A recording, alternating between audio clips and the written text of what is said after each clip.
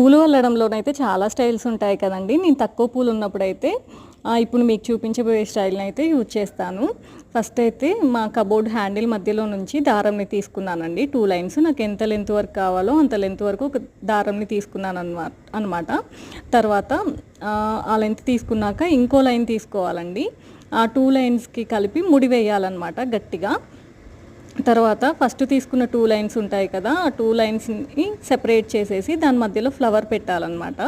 నేనైతే సింగిల్ ఫ్లవర్ని తీసుకున్నాను, నా దగ్గర తక్కువ పూలు ఉన్నాయి కాబట్టి. తర్వాత దాన్ని పట్టుకోవాలన్నమాట. ఆ ఫ్లవర్ని పట్టుకొని మనం తీసుకున్న సింగిల్ లైన్ ఉంటుంది కదా, సింగిల్ లైన్తో ఇలా ముడి వేసుకుంటూ రావాలన్నమాట. ఇలానే మొత్తం కట్టేసుకోవాలండి. నాకైతే ఈ తక్కువ పూలతోటే ఎక్కువ మాలనే వచ్చిందండి. నాకైతే 3 రకాల మాలలు అల్లడం అయితే వచ్చండి. మీకు ఎన్ని రకాలుగా పూలు అల్లడము వచ్చో నాకైతే కామెంట్లో చెప్పేసేయండి. ఇలా అయితే